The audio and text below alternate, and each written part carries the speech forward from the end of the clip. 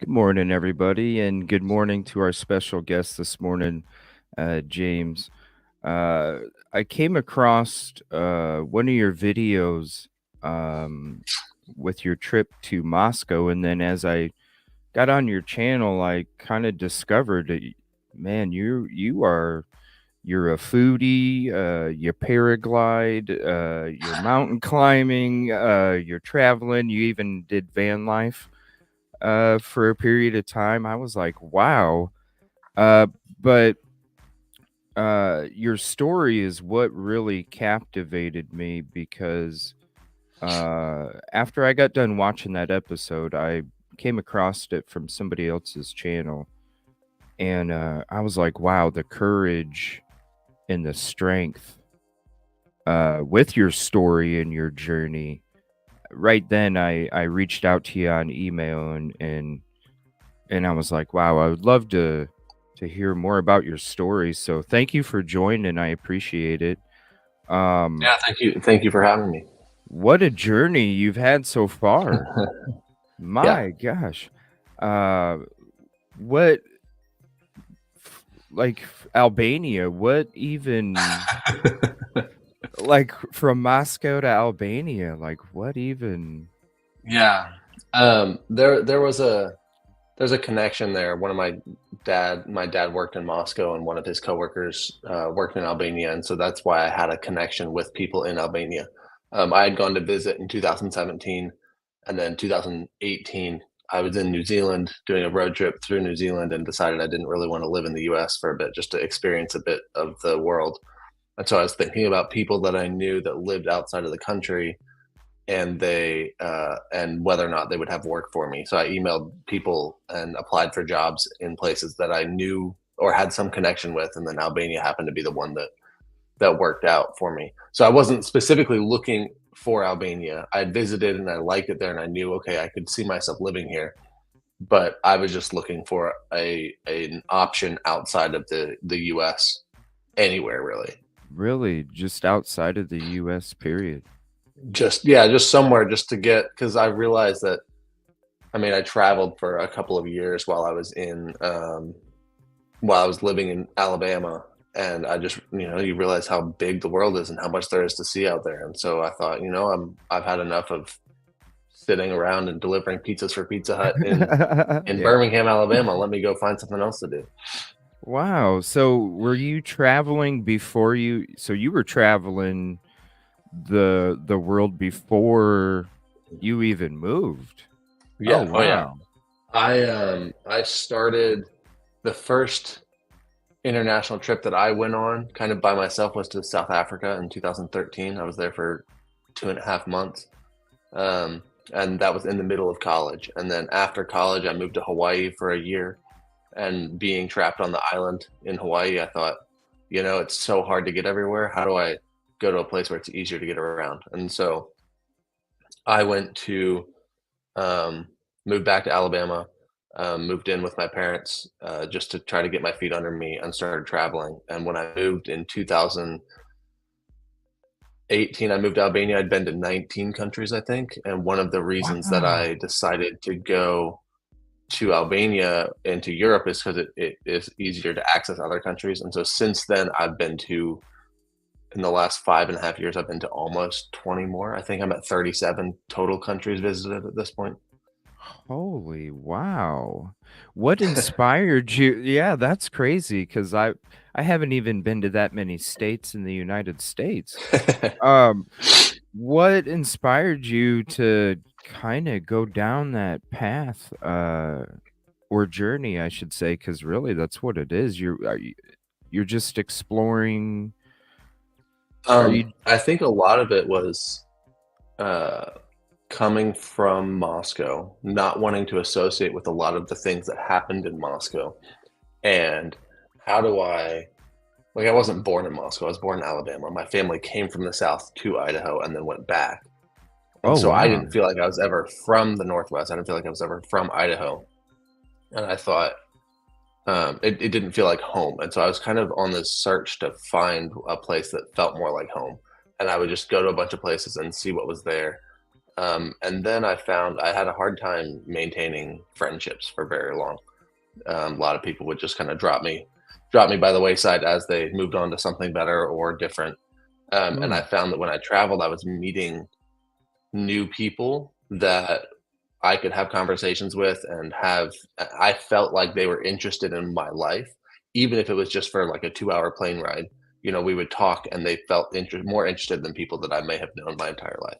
And wow. so a lot of it was kind of that, where it's just that it was this dopamine hit of always meeting new people and them having an interest in what I was doing more so than, I would go back after traveling to some country, I'd go back and people would barely even acknowledge that I had been somewhere else. Wow. How old? Okay, so you moved from Alabama to Idaho. That's an interesting move in its own because you're going from one part of the country to the other.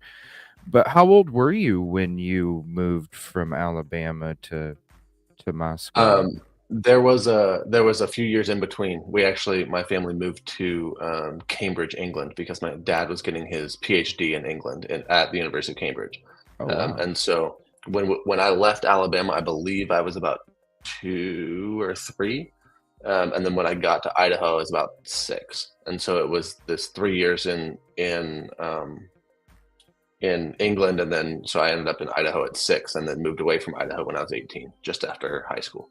Wow. So it almost, I suppose, in a small way, as a child, you almost didn't have a solid connection to a specific area already because by the time you were 6, you'd already experienced 3 different changes already in that period. Right.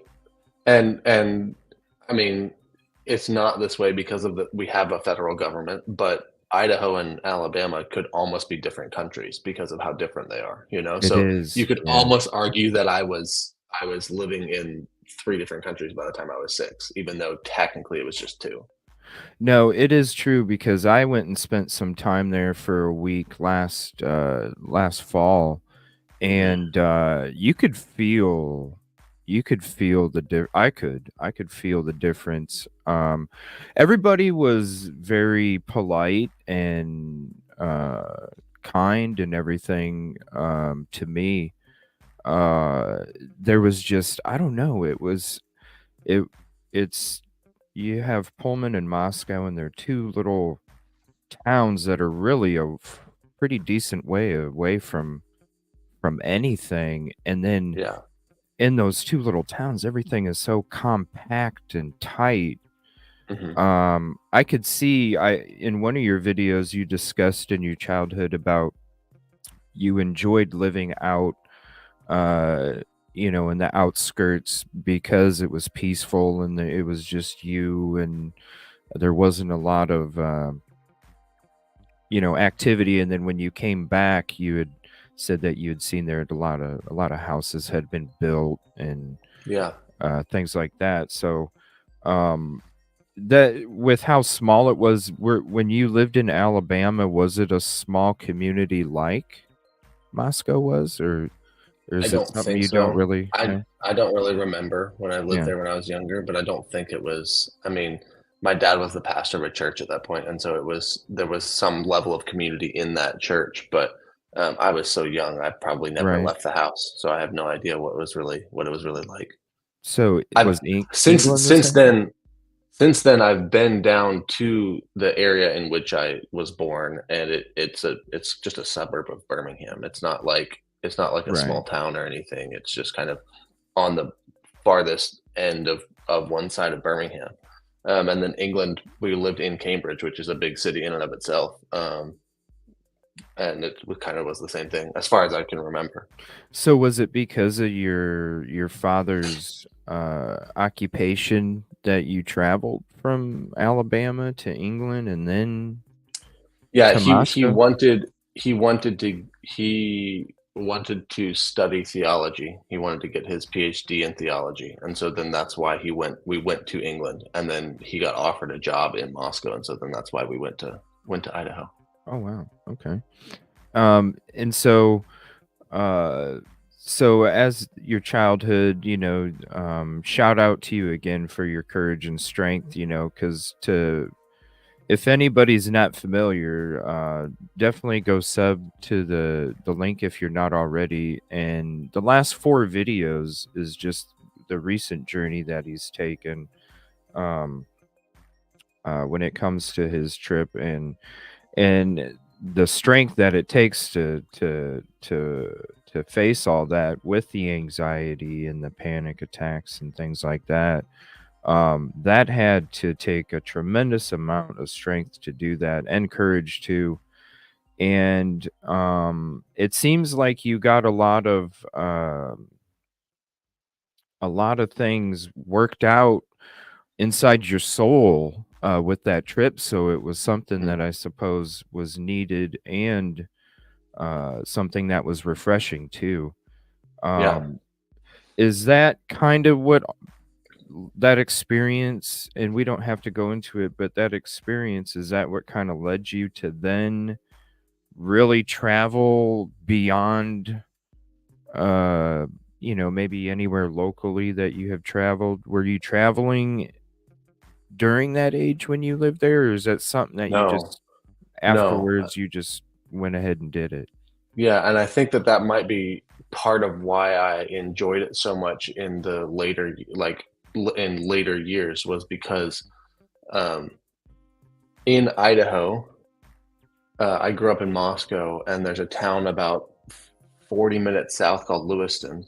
Mhm. And almost the entire time I lived there until the final year that I lived there, my senior year of high school, I didn't go further south in the state than Lewiston. Oh, Um, wow. we would go to Pullman and maybe go to Seattle for a flight or something else. But my traveling was very limited. I grew up in a big family, and so we didn't do family vacations or anything like this kind of stuff. Occasionally, my dad would take the boys of the family and we'd go camping or go do something else, but those were few and far between. Hmm. And so I think the other thing is, you if you grow up there, then everything feels really small. Everything feels really connected. You walk into a coffee shop and you know everyone in there. You walk down the street and you're always seeing people that you know. Right. And so I ended up going to college in Georgia, in North Georgia, Oh, to wow. to play basketball, and it was a lot of it was just like let's go somewhere different, just anywhere different. Let's get out of this town and start seeing what else is in the world, right? Right. um, and kind of took steps one step at a time. So I moved across the country, and then after college, I moved to Hawaii, which is part of the U.S., but it at times feels like you've taken one step out of the U.S. because you get all the benefits of being in the U.S., but yet there's a different culture, there's a different Yeah. history of that state, um, and so that was kind of like the next step. And then I got back to the mainland and started traveling around a lot and kind of taking more and more simple steps. It kind of, the whole thing kind of was leading to, not in my head, I'm realizing this now, it was all kind of leading to me moving out of the US just to experience life elsewhere. Um, through long extended trips places, through short trips places, and then just kind of, I've been, since I was 13, I think I've been moving. Like, I would get summer jobs that were like 5 hours away from Moscow, so I would go live somewhere else in northeastern Washington or northeastern Oregon and be away from my family. And it was kind of a, let me go experience this for myself. I think I did Hmm. it when I was 13. I did it when I was 15, then 17, and then 18. I moved away. And so I Wow. was kind of always kind of testing the waters of seeing, okay, let me take another step outside of this like comfort bubble of my life and see how much bigger I can make this bubble. And so Right. then moving to Albania, which is a very unknown country in most of the world, is Right. a large step outside of that bubble. But what it's done is it's expanded that bubble of comfort even larger. Yeah. So, like, how do you deal? Like, okay, so you didn't go on a lot of family vacations and things. So, really, from age 6 to 18, you were pretty much isolated in a small area, Mhm. confined, I would say, to a small area. And then you were slowly, just tested to see. You don't want to make the jump too far. You're just kind of going, in steps. What being around all of your family, how big is your family first? I am one of 10 children, Wow. all biological, no twins or triplets or anything like that. Just 10 individual pregnancies, 10 individual births. And I'm Wow. number 6. So I have Understood. 5 older siblings and 4 younger siblings. Wow. So how so you're around your family all the time, you're not really exploring too much, or you don't see the outside world as much. I know what you mean when it comes, like you see the same person at Walmart on the same Tuesday and, Mhm. every month and this and that. Is it when you started to like when you first went to like Northeast Oregon and Washington, how was it being away from your family when you started to make those steps? Was that difficult or how did you Um, handle that? so, when I was 13, I went with one of my brothers who was 15, and we went up to northeastern Washington and worked on a hay farm. And it wasn't so bad because it was only maybe a month and a half, and it was both of us together. So we have that shared experience, and we had each other to lean on, kind of. And we had Okay. these connections with the farmer there that we knew his kids that were in Moscow, and so we kind of, it felt a little bit more familiar. And then Oregon was different because I went there by myself and lived with people that I met when I showed up there. Oh, wow. I went down to work on a ranch and got there, and the rancher said he didn't want me working on the ranch because I was too young. And but he owned a restaurant, and I could wash dishes in the restaurant. Oh, And I wow. didn't feel like turning around and going back to Moscow, so I just stayed down there and did that. Um, and Wow. it definitely launched me into that one more so than when I was 13 in Washington, but the one in Oregon definitely launched me into, this is what the real world is like. Um, this is how people act. I was living with guys who were either in college or just out of college, which is a pretty big gap, especially when you're a sheltered 15-year-old kid. Right. Um, and so, get introduced to like South Park or something like that, which is a show that I'd never heard of before that. And then Right. suddenly I'm watching this and I'm thinking, oh, I this is weird. I've never heard of this. What's going on? Why is this? Just little dumb things like that. But I enjoyed it because it was something new and different from the Fresh. Yeah. same old life in Moscow all the time. Right. Yeah, like a Yeah. fresh, yeah, like you can finally breathe in a way. Hmm. Kind of feel that's interesting. So, um, not only from the small town, because because there is like a sheltered type life when it is these small, really small communities and things. But not only that, it was also sheltered inside the home too, where Hmm. you weren't even exposed to certain TV programs or probably music or other Right. things like that. Man, Right. that had to be when so you go out there by yourself, you're 15, you show up to do this job and they tell you that you're too young when you show up. You're living with people that you've just met. And coming from that, I can't imagine the wake up call you must have got, you know. I, Just um, I I was I don't know how much it was a wake up call because of the community that I grew up in. I was under the impression that my way of life was, my belief system and worldviews were better than everyone else's because that's kind of what I've been taught through school or whatever, or the people in the community. And so I went in there thinking, oh man, these people are so depraved. They're the worst people, you know. And by the end of the summer, I was like, actually, they're fine. They're a little bit crude with their humor, but being at 15, I was starting to find that kind of thing more humorous, And so it's just like, oh, these guys aren't that bad. I mean, some of them weren't great people, but it still like opened my eyes to, oh, you don't have to be going to the church that I went to when I was younger in order to be a normal, kind, generous, human being, which is kind of what my child brain thought was the case. It was okay. There's this box and there's this box, and me and everyone that I go to church with is in this one, and anyone else that doesn't is in this one. right. And then realizing that that's actually not the case at all.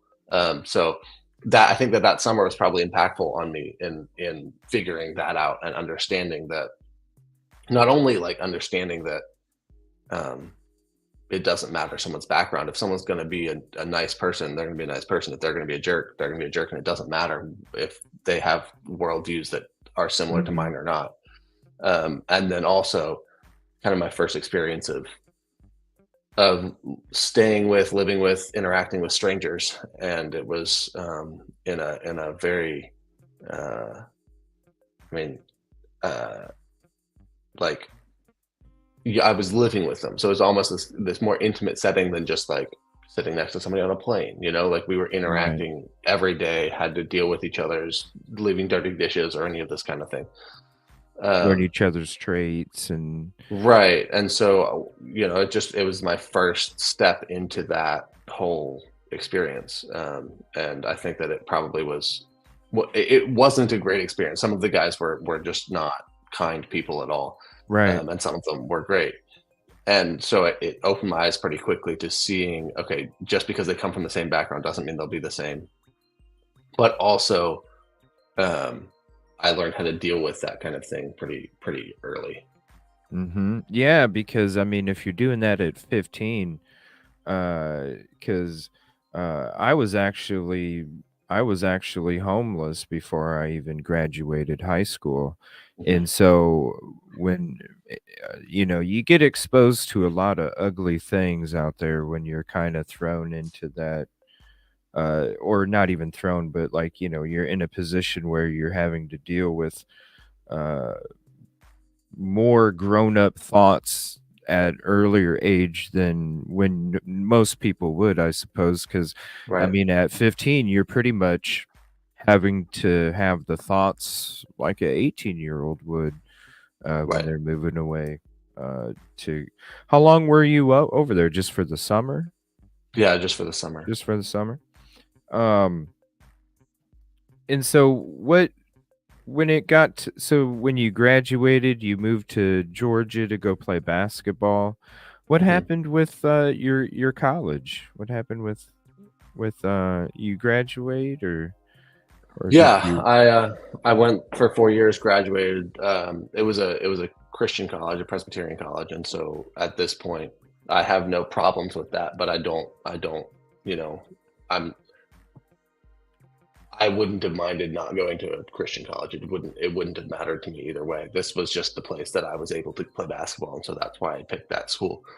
And That's once awesome. basketball was over, the school didn't really mean much. I feel no kinship with the school. I met friends there, and I'm still friends with some of them. but the whole donating to your college means nothing to me, and I wish that they would stop contacting me trying to get me to donate, because That- I don't feel like the school actually did anything for me except for let me play basketball. So That's funny. So after college, then you go back to Moscow, or no, how does that? I left Moscow in 2010, and I haven't. I Oh, went you back to visit my family when they lived there, but I haven't moved back there. After college, I lived in Chattanooga for the summer, and then Chattanooga, Tennessee, and then moved to Hawaii and did an internship at a church in Hawaii. But that was kind of a means to an end. It was okay. I can live on Maui for free, and get paid a little stipend, and I just have to work at this church, but I get to live in Hawaii. And so then that's what I did for that year. Spent the whole time, adventuring, exploring around the island, and filming and taking photos and that kind of thing. And then after I got into that, I realized that that's what I wanted to do, and I wanted to travel more. And so it's just difficult to do it from Hawaii. So I yeah, went yeah. and I moved back, and by that time, during college, my parents had moved from Idaho down to Alabama, and so that was kind of the place that I went to get my feet under me and kind of start building up from scratch what I was going to do. Oh, Yeah. wow. So your family's spread out now, from Now, yes. Moscow to Tennessee to Alabama. Wow. Yep. Yep. Wow. Um, and with Hawaii, so really exploring different cultures is nothing new to you. You were born in Alabama, you went to England, you went to Moscow, Hawaii, man, just different cultures, period. And it, like you said a little bit ago, that Moscow was different. Is it to you, since you've lived there, is it a different way with the state border? Like when you lived in Northeast Oregon and Washington, was it the same kind of, like you say, it's its own culture or own? Um, Is it the I would same? say, Is it? like in my head, when I like at the beginning of this conversation, when I mentioned that kind of Idaho and Alabama could almost be different countries, it Yeah, was kind of the Southeast and the the zone. Northwest are kind of different countries, and even like Seattle is different. Like the actual West Coast is different from like inland Northwest, where Idaho is. Really? But I feel like northern Idaho, eastern Washington, and eastern Oregon kind of all have a similar Vibe kind of culture, thing. similar vibe. Um, it also is just, I mean, it's exacerbated by being in Moscow and being in this particular church community in Moscow that's closed off to everything else. And so I think that if you were in Moscow and then you go to Pullman or you go to a small town in Washington, you kind of feel like, oh, they're Northwestern. So it's kind of the same thing, Okay. unless you're in one of these like tight communities like we were. Is And so the what I experienced when I was younger in that community would not necessarily be the same as some random person living in Pullman or some random person living in Joseph, Oregon, or something like that. so does the church have a lot of uh is there a lot of influence there then with it? Is Um, that? it was kind of, and things have changed, and I've been I've been gone for a long time, so things might be different now. But Yeah. when I was there, it was less of having influence in the community and more of telling the church community that we're better than other people, and so we don't associate with other people. And Oh, so so you didn't I didn't even interact associate. I didn't Oh, interact with any kids from public schools except through basketball. really? My friends were going to church with me, going to school with me. We all knew everybody else, that kind of thing. And so it felt like an even smaller town inside this Wow, small town. yeah, because Yeah, it's only 20, 30,000 people, and right. then I think, what, maybe 10, what would you consider the population, like, what would be the, like, percentage-wise population? So it's already a small town, 20 to 30,000, and then if you're just having, you're only able to socialize with your church community, how many people were in your church community at that time? I would say probably less than 1,500. Wow. But I don't know exactly, but I would guess less. And now it's probably more than that because that same church has then planted other churches and they've probably attracted more people and whatnot. But when I was there, the church, the community that I was in was like a community of 1,500 people or less inside of this small town that was also small. Wow. So So that had to so be I grew up in a town of 25,000, but it feels like I grew up in a town of like 1,500. middle of nowhere, yeah, 1,500, 2,000 Right. kind of thing, yeah. Wow. And so you probably didn't even go into town that much either, unless it was for functions or whatever. And other than that, you probably were just out in Right. the country and Right. So once I got my driver's license at 16 or 17, I started interacting with people more, would go play ultimate frisbee or play basketball, and those groups of people that would play those things were fine with other people coming to play with us that were outside of the church community that we were in. So I would interact with when I was 16, 17, 18, I would interact with other people that were different backgrounds than I would in the rec center playing basketball or at the University of Idaho practice field playing ultimate frisbee or something like this. mm, Um, and it still was felt different because I didn't feel like I knew them, but it was I would interact with them a little bit more. yeah, that had to be, man, I can't imagine like, because see, I'm thinking like 20, 30,000 small, but when you compare it to just the community of your church and then how small it is, maybe 1,500 at that time, um, that had to be a scary step to like, even that first step just to like go away. Though, like the one you spoke of with your brother, you still had a connection, in a way, because you could, literally at a second go back. Even with the job that you took in Washington too. But Mhm. the when it comes to going to college, that had to, I imagine that one was probably really scary, Yeah, considering where you came from, and then you're really like across the country, you're right. by yourself. I had visited that college once for basketball camp the summer before I moved there. My grandparents at the time lived in Atlanta, which was 2 hours away from where the school was. And so when I went to college, I knew a couple of guys that were there from the bat. We all went to this basketball camp together. And then those were who I was going to be roommates with, and I didn't know anyone else in the school, had never been to the school during school session, knew nothing about the school itself. When I say I was there for basketball, I mean I was there for basketball, and that was it. Um, I knew the basketball coach, and I had an admissions rep that talked to me once, I think, and so I like knew this guy's name, but I didn't know anything about classes. I didn't know anything about even college curriculums at all because it was not something that I was familiar with going in high school. Um, and so it was kind of like a movie. My grandparents drove up. My granddad's driving this Cadillac. My grandma's in the front seat, and I'm sitting in the back. And I have two suitcases and a box of books. And I pull up outside of my dorm building. I unload my stuff, put them on the curb, turn around, and my grandpa rolls down his window. He's like, "You got everything you need?" And I said, "Yeah, I think so." And he goes, "Okay, see you at Thanksgiving." And he drives off. And I turn around See and you I at turn around and Thanksgiving. it feels like a movie. I turn around and I kind of standing with my bags and kind of look up at this building and I'm thinking, well, here it Here we goes, goes. you Here we know? go. Yeah. Yeah. But I think that at that point, I was so ready to get away from the community that I had grown up in that this was like, okay, it's a complete reset. Let me completely start over. I can be the exact person I need to be. I didn't tell people I was from Idaho. I would tell people I was from Alabama because I was born in Alabama.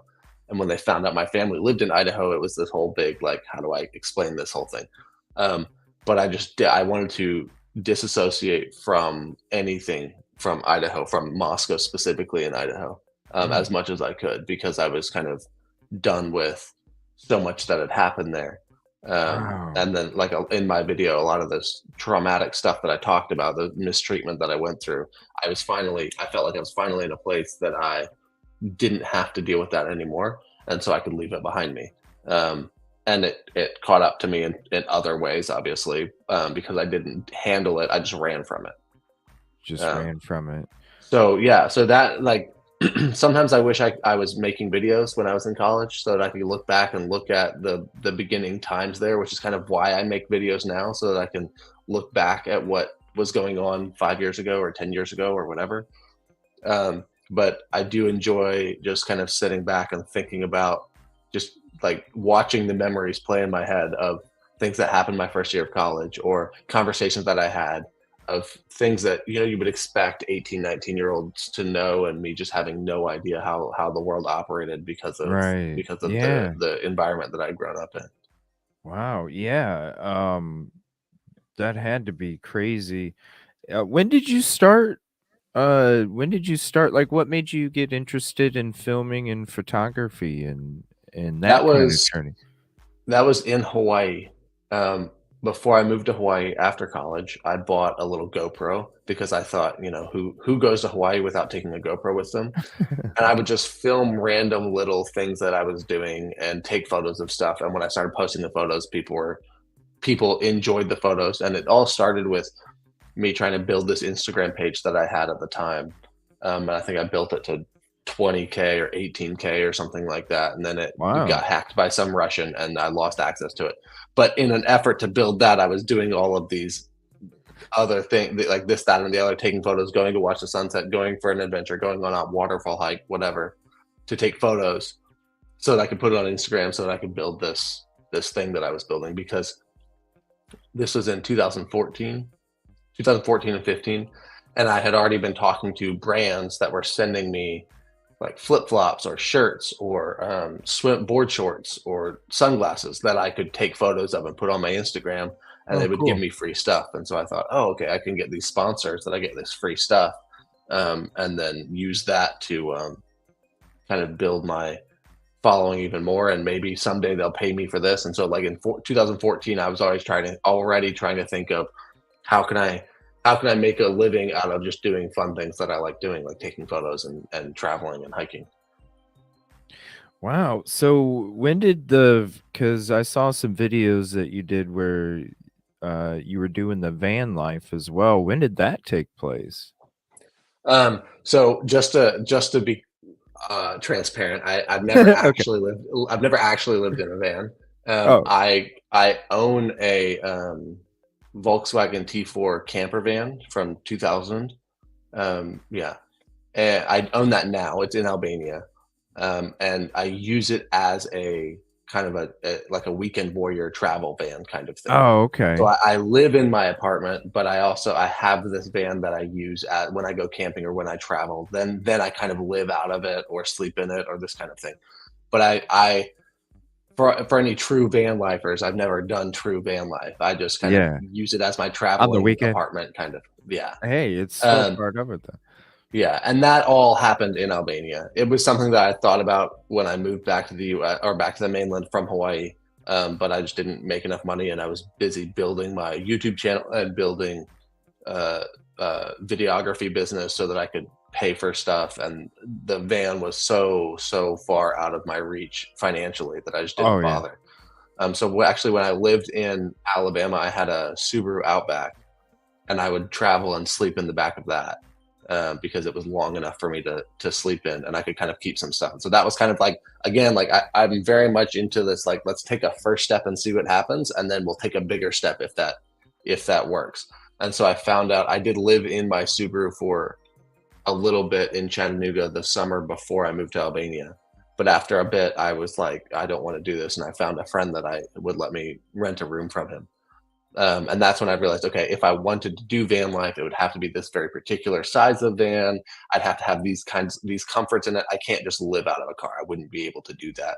In it, Mhm. I mean, I could if I absolutely needed to, but I would rather live in an apartment than live in just a car. Um, and so the big bulk of the van stuff has come since I moved to Albania, because it that's where I was able to purchase this van. And so then I've been doing some modifications and kind of using it as my traveling hotel room, basically.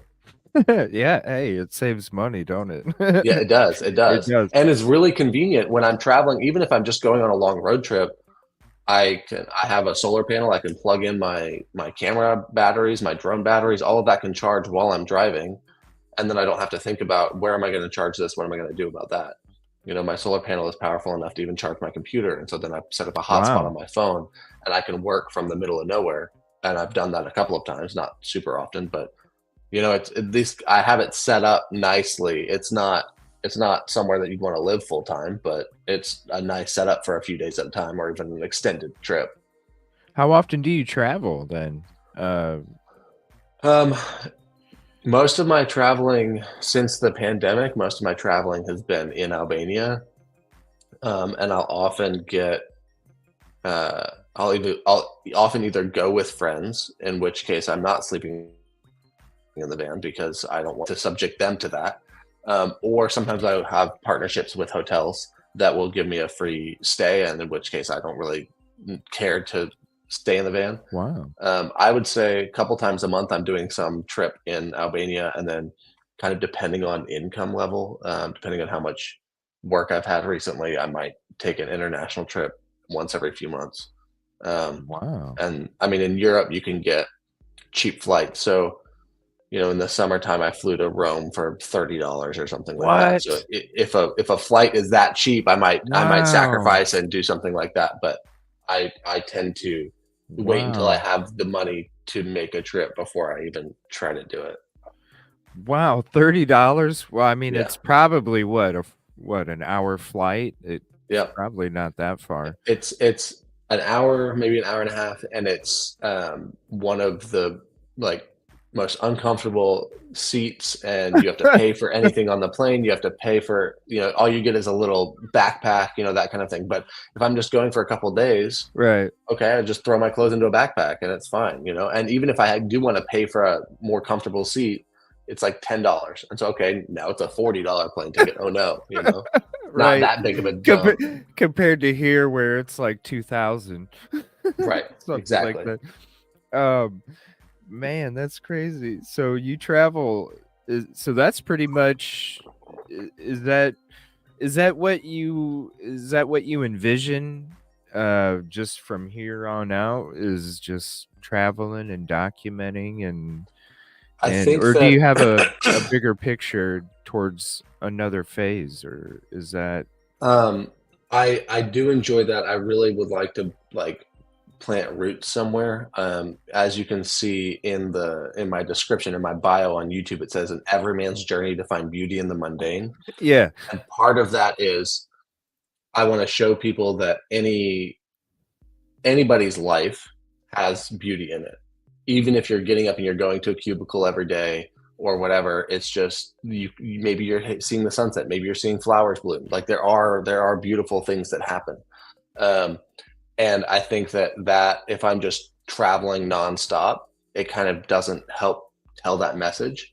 And so my hope is to build build a life somewhere, create roots somewhere, and then do some trips because that's what I enjoy doing, but also really build stuff that build something that shows people that like I'm just living my everyday life like anyone is. Yeah, my everyday life might look different because of my job situation, but I'm not like you don't have to be traveling all over the place and going to a new country every month just to have this, see the beauty and see the magic in life. Um, and so I do enjoy that, and I do enjoy documenting that. But I think that my long term goal is I want to build a home, and this is where my home is, and I haven't found where that will be yet. Mm. Um, Do you and have to then take kind of branch steps out for from that? there. Do you think you'll have to take steps to that? Because you went from being in that home with that huge family. You're around a small community for a majority of your youth, and then you're taking steps to kind of branch away and explore. Do you think you'll then have to take steps back to go back to planting roots in one area, not, you know what I mean? Kind of. Yeah, yeah, it's a good question. I think that living in Albania in the same town for the last 5.5 years, I kind of have started that. And uh, would there be some changes in the way that the culture and the um, uh, economy and all of these things in Albania? If there were some changes there, I could see that being my long-term home. However, I don't foresee that. Maybe a few more years. I don't know exactly. But when I think about, do I want to spend the next 20, 30 years in this place? The way that the country operates is not something that I want to. I have headaches and frustrations that happen on a almost daily basis that I don't want to have to deal with. Really? And I think that steps into other places are like, it'll just take some time to figure out the right situation. And I'm willing to give up some stuff because obviously I'm not in my own country, but there's certain mindsets in Albania. YouTube is really difficult to be successful at anywhere, but especially in Albania because there are no brands that are advertising on Google. And so if you watch my videos from Albania, there are almost no ads on them, which a large portion of my office or my audience is watching from Albania. Not only that, influencer marketing has not become a thing really in Albania. And when it is, it's not focused on the connection that an audience has with the person. Is focused sheerly on numbers. And so if let's say an energy drink wants to advertise to an audience in Albania, they go find some celebrity who has 100,000 followers and she'll just put the drink next to her as she's taking a selfie. And that's her ad. Whereas if I worked with a cell phone company, for example, I could take my phone into the mountains and show people, hey, look, this is what this cell phone can do. Right.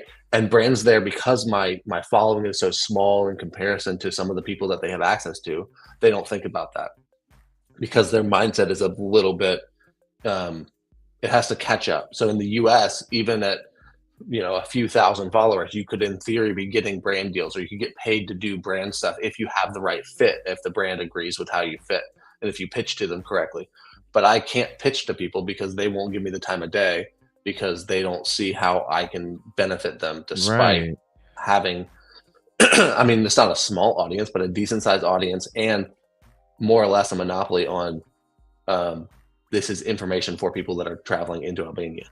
And so what I've done is back in September, I shifted my content away from Albania tourism stuff because I'm slowly preparing myself and preparing anyone who watches my stuff to the idea that I may not be in Albania forever. And so if you're following me just because I live in Albania and make videos for Albania, that may not last very long. And so the last 3 or 4 videos that I've been in the US have kind of been an experiment of this is what I'll be making. And yeah, sometimes I'll be in Albania because that's where I live right now. But that storyline in the story of my life and my YouTube channel, that storyline will come to an end and another one will start. Maybe it's living in Italy, maybe it's living in Montenegro, I don't know. And so I have these kind of storylines that I'm working through, and it's just they're storylines that are happening to me in my life. And so I've settled to the idea that I will put roots somewhere. I've decided that I learned pretty quickly in 2017. I did a 5-week trip through Europe and was bouncing around from place to place. And I thought, that's exhausting. I don't want to do that. Here, I've been in the US now for 2 months. I'm about to go back to Albania tomorrow. And I've been bouncing around. I haven't spent I spent 2 weeks in Moscow, or 12 days in Moscow in Idaho when I first got here. And since then, I haven't been in the same place for 5 days in a row. Wow. So it's kind of jumping and it's exhausting. Wow. So I like to have my setup and the content that I can make that people can expect. And then I treat myself, and maybe the views drop a bit, but I treat myself to a trip. I document that trip and I show that trip because that's what I enjoy doing. I enjoy all of it, but I really like that.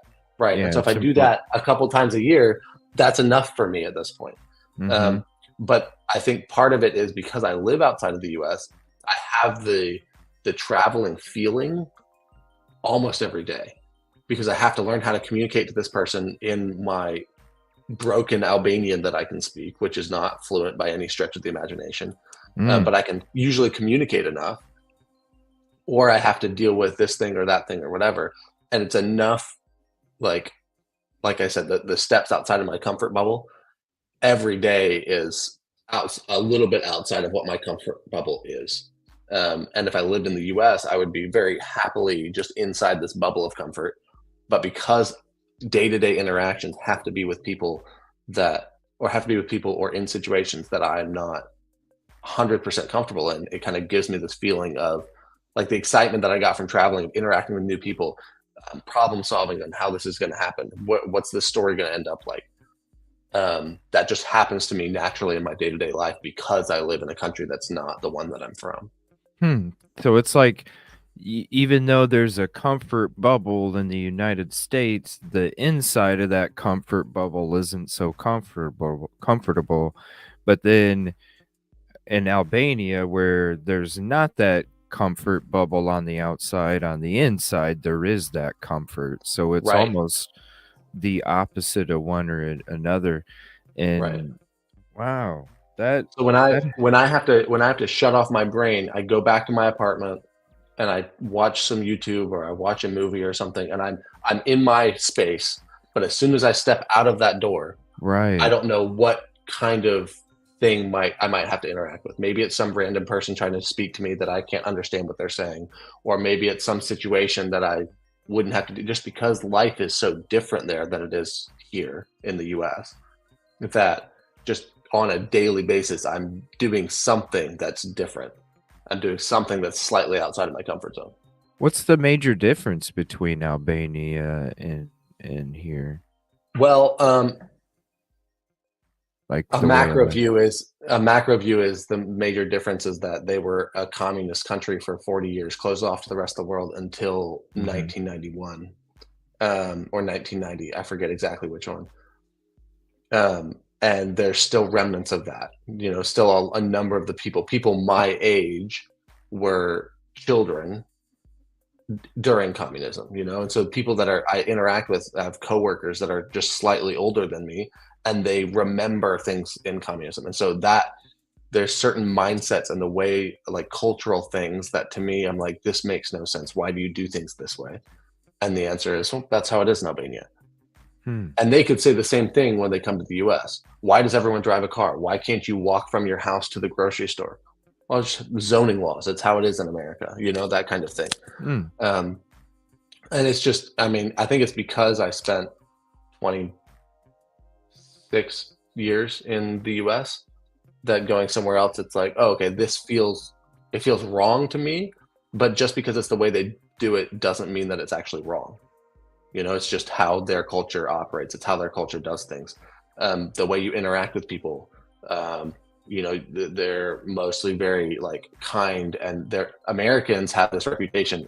People from the US have this reputation of being very blunt and upfront. And if you have a problem with me, you just tell me that problem. In Albania, they don't do that because that's disrespectful to you, and it brings disrespect on me, and it brings disrespect onto my family. And so Really? I'll just pretend like everything is okay and not say anything to you at all. But somewhere in the background, you feel this division, or they'll badmouth you to somebody else, but not ever say anything to you to your face. These kinds of things that, to me, I'm just like, if I have an issue with someone, well, exactly. So if I have an issue with someone, I'll go to them and just tell them to their face, hey, or if I feel like they have an issue with me, and oftentimes it's, oh, no, don't worry. But I have some American friends that I have done that to, or friends that have lived in the US that I've done that to, and they're that live in Albania now, and it opens up this conversation and it heals whatever damage that had happened, because I was willing to be uncomfortable enough to be like, okay, there's an issue here. There's a coldness here that there didn't used to be. Why? Maybe I did something wrong. Maybe you did something wrong. I don't know, but I want to talk about this to figure it out. Let's fix it. And Albanians, not all of them, obviously, I'm speaking in generalizations, tend to be non-confrontational. They tend to avoid conflict. they tend to any conflict that like actually matters about, or that's actually, you know, could have a issue. So there's times where they'll argue about politics all the time, so there'll be conflict. But when it comes to like damaging relationship, the seeming like we're okay is far more important than actually being okay. And that kind of feeds into this whole idea of appearance and how much emphasis there is on appearance, of making sure your car is shiny, making sure you're wearing nice clothes, even if the inside of your house is falling apart because you don't have the money for it. It's better that your appearance looks put together and looks good. And that's something that I don't care how I'm dressed. I care about what's going on in my head, what's going on in my heart, and you know, at the end of the day, if I have enough money in my bank account to pay for my life, you know, I don't care if you think that I look frumpy when I'm walking down the street in a double XL sweatshirt, thinking that I don't have enough money to buy a nicer sweatshirt. No, maybe I do. I'm just using that money for something else that I place a higher priority on. And so Mm-hmm. these are just little things that are differences that, to me, it can get so frustrating. But then I also have to understand I'm living in their country. I have to kind of participate in their culture to a certain extent, until there are things where I'm like, no, this is dumb. This is ruining relationships. This is so I'll wear my baggy t-shirt if I want, or my wrinkled sweatshirt or whatever. But if there are people that are gonna um, not let this interaction happen because they have an issue with me, I'm going to call it out. And they might be uncomfortable, but I want to be able to walk away with a clean conscience of, I tried to repair this and it didn't work. Therefore, I can't do anything else. Do Kind of they the ball's in their court now. so do you, being that way in that culture, does that bring a lot of animosity towards your direction, or is there a lot of admiration? Like, how do I they don't take know, that? You don't know? because they wouldn't tell me They to my won't. face. They just don't say. Right. Wow. But I can only look out for myself. And so if I go and confront somebody about something and I don't, um, if I confront someone about something, I can walk away knowing that I'm okay with the situation. If they don't want to extend their olive branch to figure it out, or if maybe I'm extending the olive branch and if they don't want to grab it, well, that's on them. But I've extended it, and it remains extended forever. You know, if they don't want to do anything about it, that's fine. But I can go away, because at the end of the day, I have to live with myself. I have to live Right. in my own head, in my own Mhm. apartment. And if they hate me, it doesn't have any effect on my life, Right. It's like as I long as was I know I'm okay. Yeah, it's like what I always say to the community. If I give somebody 150%, it's the same way as you. You're given 150% by extending that olive branch. If they don't want to Right. take it, you can. Hey, I did my 150%, and if it doesn't make you want to give me 125 back, then we can, I can walk away just fine, no problem. Right. Do they treat so do they like you said you have broken Albanian, and I know we just have a couple minutes whenever you need to go. Just We can go a bit longer than an hour. It's fine. I'm not in any. I just have to okay. do some things before I leave Yeah, totally the understand. U.S. and so can't sit here all day. No, no, totally understand. Just let me know whenever. But Okay. broken language, different culture, they handle social interactions in a different way. How do you get treated uh over there? Um. hmm. Overall, Americans are treated with a lot of respect. Okay. The Albanian culture looks up to the American culture. Many Albanians wish they could live in the United States. And so, first and foremost, me just basically having a United States passport, um, and not that I show my passport, but they know that I'm a U.S. citizen. Mhm. It gets me this level of respect from people that don't know me at all. I'll get pulled over sometimes. I show them my driver's license. It says Alabama, United States of America, and they forget that they pulled me over for something, and they just want to talk about, oh, I have a son that lives in America, or I have a daughter that lives Oh. in America. Why are you in Albania? It shifts the whole conversation. Um, which to me means I wasn't really doing anything wrong. They just wanted to pull me over for whatever reason. So overall, Americans are treated very respectfully, very kindly. I think that once you get further into things, since I've lived there for so long, I've kind of lost some of that like natural, oh, you're American, so just because of that, we're going to respect you. You live here now, and so we're going to treat you kind of the same as we treat other people, which is what I would prefer. It's Mhm. it's fine. Um, but that then means that I personally will get treated in ways that maybe aren't the best, but that I know that that's kind of how people treat other people. Um, and so people stealing my photos or my video footage for their own purposes, and then when I call them out on it, they pretend they're like, oh, but I thought we were friends. Can't I use this? And I was, no, it doesn't matter if we're friends. That's still intellectual property theft. Like at the very least, you could ask me to use it, and maybe I say yes. But now that you've done it without asking, I'm going to tell you you have to pay me money, or else I'm going to copyright. Like this kind of thing, Mhm. because you're Mhm. stealing from me, Mhm. and or shooting video for people that I won't name in this stream, but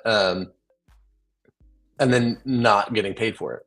It's been almost 5 years and I still haven't gotten paid for this video that this guy asked me to shoot, and he rushed me and rushed me, and so I'm like, okay, me being a kind person, yeah, you can pay me afterwards. And now the guy just, I see him in the street and he avoids me. He doesn't want to talk to me. He doesn't want to interact with me because he knows Mm. he owes me money, but I'm not going to be, chasing him down for $100. It doesn't really matter that much to me. Mhm. But if I was, not if I was, sorry, I think that that's because I've lived there. So in their mind, I'm close enough to one of them that, um, and this is people that I interact with on a more regular basis. Because I'm more one of them, they're going to treat me more like one of them, even though they're still, well, you are American. Oh, you don't speak our language fluently, so there's still this like a little bit of separation from it. Mhm. Um, I also think that there are, like, if I go into a shop that I've never been in before and I speak some Albanian to the shop owner, he's going to be very excited that if he doesn't know who I am, or if I'm in a different city, they get very excited that who am obviously a foreigner based on how I look, how I dress, how tall I am. Um, and they can probably tell by my pronunciation of their words. They can understand what I'm saying, but they're like, oh, that's not a native speaker, just like we can with English Mhm. usually. Um, they get excited just for the fact that I'm trying to speak their language. And so then they're very kind, they're very hospitable, this kind of thing. But I think that there's this point where, okay, you've been here long enough, you're no longer a guest in our country, and so we don't really have to treat you with the same amount of kindness and guest, like same amount of kindness that way we would treat a different guest. Mm. Does that make And sense? yeah, it does. The more time goes, the more, they get used to, uh, you being there as is that why you think that, like you said, you might transition to like Italy or something after a Mm. few years? Uh, do you think that so you're not quite sure where you're gonna end up, but do you know it's not gonna be in the US? You know it's gonna be overseas somewhere? Or do you just you don't know even it could be the US even at the end? Yeah, it could be. I can't tell you 100% it would not be in the US. Wow. For me, it's about the situational opportunity. So right now, I work um, for a nonprofit. I work full time for a nonprofit in Albania. I also work for their U.S. office that raises money in the U.S. So I have those. They're both remote work, so I can do those from home, and then spend my time, my any extra time that I have, working on my own brand, my own apparel company that I'm working on, my own YouTube videos, this kind of thing, grow my own audience. If I had a situation like that somewhere else, then that's why I would, or that's a reason why I would switch to something else. So if in the US, if someone was like, if there was a company that was like, okay, you work for this many hours a week, we pay you this much, but you don't ever have to come into our office. Well, I guess in theory, I wouldn't even have to go to the US. But let's say they said I had to be in the same time zone. I might consider that if they give me the time and the space to work on my thing, because my thing is my passion. It's what I want to be doing. I want to be telling stories, telling the story of my life. And the goal is that when my life is done, you can go back and you can watch basically a TV show of what I've done over the Mhm. next however many years. Um, and so that's my life's work. That's my life. Like that's the art that I want to put into the world and then leave behind. Um, and I will never move to an opportunity that doesn't allow me the time that I need to do that. So the ideal situation is I build that and what I call YouTube and YouTube adjacent income. So anything that kind of fits in that general branding, YouTube, Patreon, apparel brand, any kinds of brand deals, any kinds of these things that are, if I can build that to be sustaining for my life, that would be the ideal situation. However, I know that it's not often that can happen. It's, people often have Mhm. to do other things to be able to make that work. And so I'm also very happy to do something else to make that work. Now that other thing has to allow for me to continue to work on this thing, because that's what I consider my life work to be. And so right now where I am, they allow for that. If I came to the US, they would also have to allow for that, which may or may not happen. So I wouldn't look to the US initially for something, but I wouldn't be completely against. It just Mm. has to be the perfect situation for me to continue on the trajectory that I want to continue on. So And you I might think that would be easier because if I moved to Italy, I could maintain most of the work that I do now, and I could live in Italy, and it's a little bit higher cost of living, but I would be able to kind of balance what I'm doing and live in Italy. But if I wouldn't go to Germany because I wouldn't be able to balance the things. I wouldn't go to the UK because I wouldn't be able to balance the things. I would have to go and find another job doing something completely different just to pay for my life. When the whole time, what I really want to be doing, what I feel like I should be doing, is telling the do it. story of my life and how it can help other people and how it can inspire other people to see the beauty in the mundane. Man, that's interesting. The so the so living so from 6 to 18 living in Moscow, is that what kind of got you to this whole point in your life, with basically I mean, it's gotta be hard to even because if it's based off of what, both of those things being able to be available, for you to continue, do you think you'll ever find that place at the end that you grow roots in, and or is it I just don't know, it's a dream, but but if it happens, it happens. If not, life is a journey, and that's the journey that I'm on, and I mean right? that's the journey that I document. And so I I am drawn to. I'm going to go into YouTube meta stuff real quick. I'm drawn to YouTube people who um, are showing a journey that they're embarking on. There's a guy that I love watching. He lives in the Berkshires, up in Massachusetts. His YouTube name is Trout and Coffee, and he just documents the progress of what he and his girlfriend are doing, building their house, building their off-grid cabin, renovating this thing, doing that thing. And I love that because I know that each week I get the next piece of the story. And what's fun about it is he doesn't know where the story's going, and I, as the audience member, don't know where the story's going. If you watch a network TV show, all the writers, all the actors, they know where the story's going. They know what's going to happen. But this guy, I watch his videos and I go back and watch his old videos, and I see him hoping for things, speaking things into existence, or manifesting things back early that I see him accomplishing now. And so that's what I like seeing. And so then that's, to me, that's what I will be doing because Mm. this is my life. This is how I'm showing you my life.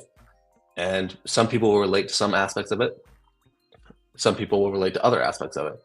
I think that, but if I'm honestly, authentically showing the life that I'm living, the struggles that I'm going through, the trauma Yeah. that I have to face and confront, people can connect with that.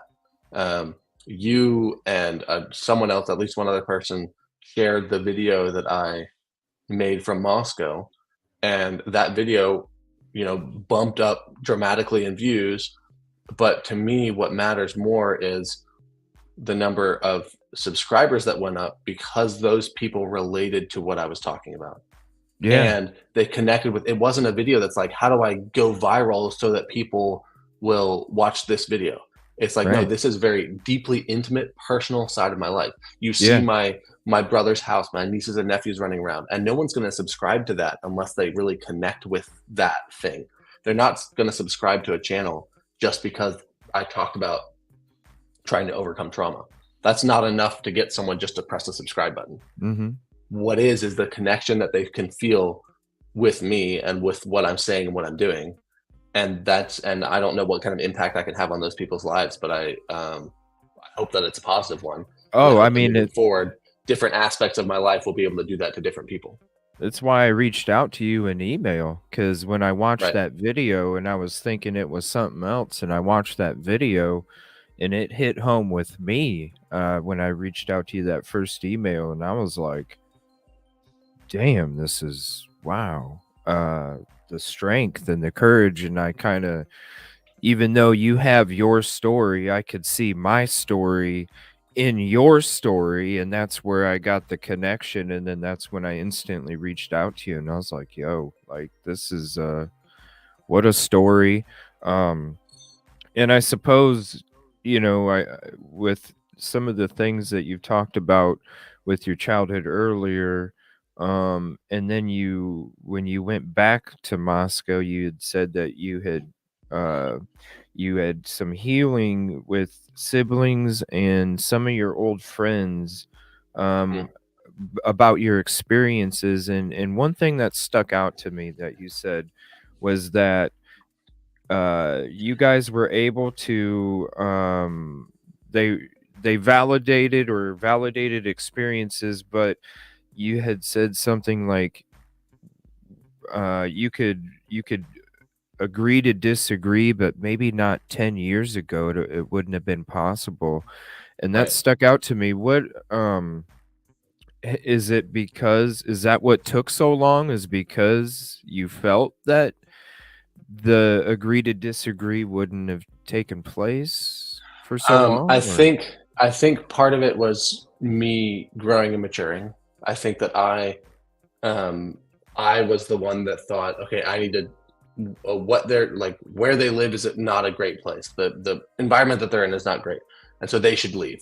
And it took me a long time, maybe 5 years after moving away from Moscow, to realize that if that person is happy, especially with a sibling of mine, where they are, uh, I feel like it's my duty to tell them why the cautions that I would have about living in that place. mm, If they as long as they it's the same as extending the olive branch to someone in Albania that doesn't. It's, here's what I have, you can take it or leave it. You can ignore everything.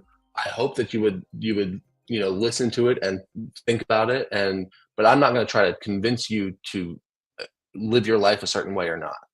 Just here's something to think about, here's something to chew on as you're considering whether you live here or live there or whatever it is. So mm, that was part of it, where I used to think that I needed to convince them that my way was the best way, um, which is just an immature way of thinking. Um, and then on top of that, I think that I needed to get to a point where I was fully, maybe not 100%, but close to fully healed from my experiences, that I could go back and look at it in a light, in a more objective light, instead of, I went to a small Christian school out there for high school, and instead of saying, "Oh, this Christian school was awful," I can step away and say, "Okay, these particular teachers treated me poorly. It's been 15 years or 13 years or whatever since I was in that school. So because my nieces and nephews um, might go to a school there, that school, it doesn't mean that they'll have the same experience as I do." right. Wow, So so it had to be I pretty I had powerful. to yeah, I had to step away from it and look at it, kind of removing my own um, experience from it and look at my experience from the outside almost and think, okay, this is there. It doesn't discredit my experience, but I have to understand that everyone's experiences are unique, and so even people that were at the school at the same time as I was possibly had a good experience and I didn't. Um, and so to now then go back and say, oh, what you're doing is wrong. Where you live isn't the right place. Where your kids go to school is a bad school. It's ridiculous to think that because it's if I've changed in those 10, 12 years, I can't. Who's to say that that place hasn't? Who's to say that the people there haven't? Did they treat you? Did they treat you like an outsider? I know how they are when it comes to outsiders. Did they treat you like one since your family came from Alabama and then moved up Like there? Is that when where? we first went up there, Yeah, is that where it like started from? Is like just because you I guys don't were from? know. No? I think there were just people in authority that had fragile egos, and they had to take it out on 15-year-olds in the school. Mhm. Um, I the only time I felt like I was treated like an outsider was when I was actively um, protesting on the internet about how certain things were um, going on. So the way certain things were happening out there. Um, and when I stopped doing that because I realized that that doesn't really help anybody. If someone wants to come to me and ask me my opinion, I can tell them. But if just throwing something on Twitter or throwing something on Facebook is not going to convince anybody of anything. Right. And so when I stopped doing that, so I think that it's the community out there that when they felt like I was no longer attacking them, then they were willing to Oh my treat gosh. me normally, kind of. It's a whole big thing No that wonder. we can get into on another Yeah, just with that conversation sometime. answer. Yeah, just with that answer, I was like, "Oh my gosh, now I understand everything that you've been saying and discussing where you're coming from this whole time." Like, Yeah, because yeah, not only small community, the town itself, then small community, even smaller because of the just having the 1,500 community of the church, and then even smaller than that, because if that is what was taking place, I'm sure, because who wants to be associated with that? Because then that happens to them too. So I'm sure there was a lot of, I'm sure your circle shrunk even more than that right. when that was So taking place. Wow. for me to be able to go back and have conversations with my sister Wow. and my brother and some friends of mine that I can Oh tell man. them objectively, no longer subjectively, I can tell them objectively, this is the this is the perception of this place. This is what I think about it. As long as you know that, taking my experience out of it, this is maybe a bit of subjectiveness with this is what my experience was, but just because of that doesn't mean that you shouldn't or can't or whatever be here. That's fine. Just know that this is where I come from, and that means that because it happened, it's likely, and you're in the same place. It's likely that it may happen. Likely is the wrong word. Possible. It's possible that it may happen again. And when they say, "Okay, great, thanks for your concern," then I drop it and I'm done. I've done what I need to do. Right. In my conviction, I've done what my conscience has told me I need to do. Right. And so um, being able to talk to my sister and ask her, why are you friends with this person? Why do you go to do this thing? And she can give me her reasoning, and I can give her my experience with that person, and she can say, "Oh, that's unfortunate," and acknowledge, yeah, maybe that person is not the best at this, that, or the other thing. But it doesn't come between you two. But That's it doesn't important. come between us. And Yeah, that's we both realize that we can have different experiences with the same third person. wow, that's crazy. Yeah, I would love to. I know you have to run. You got to get back on your trip back home. Yeah. Um, man, I would love anytime that you want to get together again. I would love to talk more. What an interesting story. And I'm definitely gonna be. I just watched your the video with the snow, the record snow, the snow Yeah. video there. Started watching that one, so If anybody's not subscribed, definitely go subscribe. Here's the channel again. Amazing story. I can't imagine with the 5 minutes, the last 5 minutes here. I really like before when I started this episode, when I came across your video, I was like, wow, the courage and strength. But just with what you've said in the last 5 minutes, man, I can't imagine the courage and strength you had to muster up just to go back to do that, man. That is I will say this, shout out to that you, man. thank you, thank you. That video that I uploaded from Idaho is, I think it's 12 minutes, in which I tried to capture the last 22 years, 24 years. I don't remember how old am I now. So I moved there when I was 6. So the last 25 years. In 12 minutes, I tried to capture what I've gone through, and then what I've gone through to move on from that. You did a And great so job. obviously can't go into much detail. And I purposely didn't want to go into much detail just because, again, it's very far removed from my experiences. Things are different now.